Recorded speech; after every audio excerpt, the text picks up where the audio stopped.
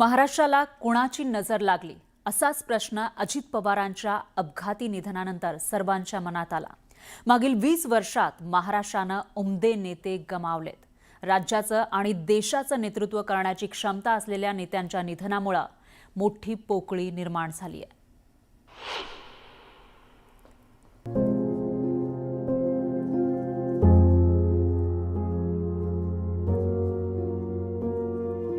महाराष्ट्राने गेल्या 2 दशकात तब्बल 5 उमदे नेते गमावले।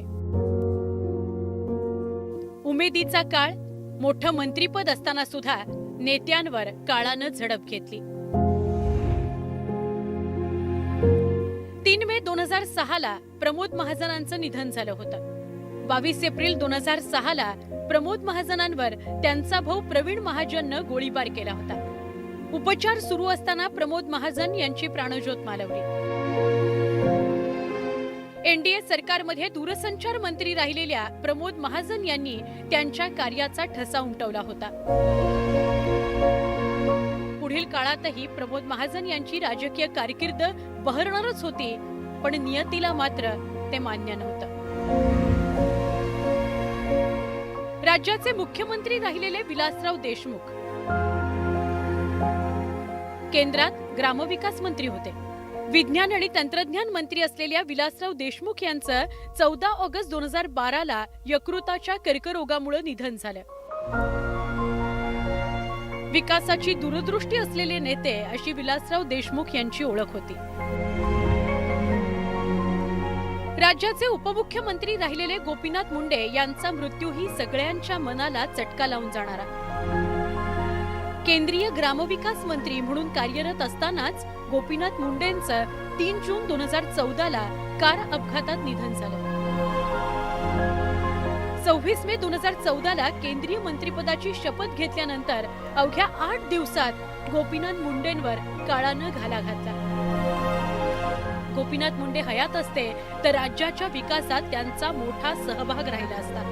गोपीनाथ मुंडेंच्या निधनानं महाराष्ट्राचं अपरिमित नुकसान झालं। राज्याचे गृहमंत्री राहिलेले आर पाटील यांचं 16 फेब्रुवारी 2015 ला मुंबईत कॅन्सरनं वयाच्या 58व्या वर्षी निधन झालं।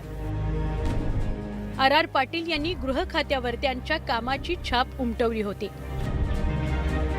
डान्स बारवर बंदी टाकण्याचा त्यांनी घेतलेला निर्णय अनेक युवकांचं आयुष्य वाचवण्याकरता फायद्याचा ठरला।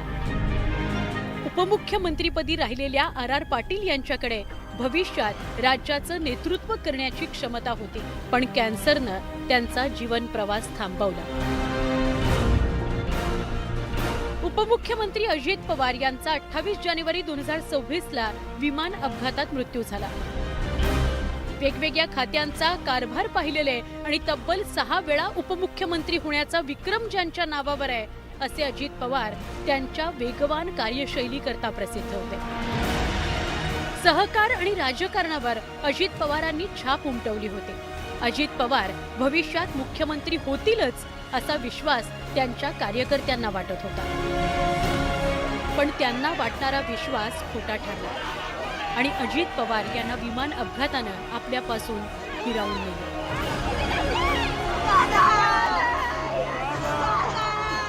महाराष्ट्राच्या उमद्या नेत्यांचा हा अंत राज्य आणि देशाचं मोठं नुकसान करणारा ठरला।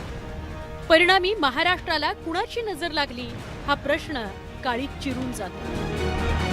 Bureau report, news 18 Marathi.